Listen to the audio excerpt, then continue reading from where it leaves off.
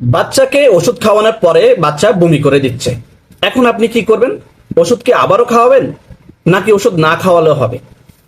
আমাদের অধিকাংশ মায়েরা যখন বাচ্চাকে জোর করে ওষুধ খাওয়াতে যান অথবা অনেকগুলো ওষুধ একসাথে খাওয়ান অথবা অন্য যে কোনো কারণে ওষুধ খাওয়ানোর পরে দেখা যায় বাচ্চারা বমি করে দিচ্ছে।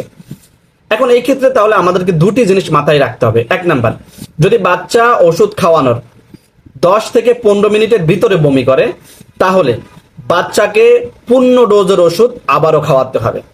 2 নাম্বার, যদি বাচ্চাকে ওষুধ খাওয়ানোর 30 মিনিট পরে বাচ্চা বমি করে তাহলে বাচ্চাকে ওষুধ আর খাওয়াতে হবে না। এই 30 মিনিটের ভিতরে ওষুধ আমাদের শরীরে শোষিত হয়ে যায়। তবে অবশ্যই মনে রাখবেন যে সকল ওষুধের ক্ষেত্রে এটি প্রযোজ্য নয়।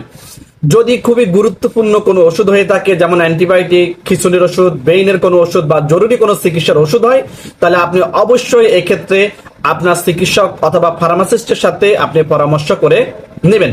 আরেকটা বিষয় মাথায় রাখবেন, যদি বাচ্চা শুধু ওষুধ খাওয়ালে নয়, খাবার খাওয়ানোর পরও বমি করে দিচ্ছে, বাচ্চার সাথে পেট ব্যথা আছে বা পেটে গ্যাস অথবা পেট ফুলে গেছে, বাচ্চার গায়ে জ্বর আছে অথবা বাচ্চার আদার্স স্বাস্থ্য সমস্যা আপনি দেখছেন, তাহলে এই ক্ষেত্রে এটাকে স্বাভাবিকভাবে ধরে না নিয়ে আপনি এই বিষয় নিয়ে আপনার চিকিৎসকের সাথে অবশ্যই পরামর্শ করবেন।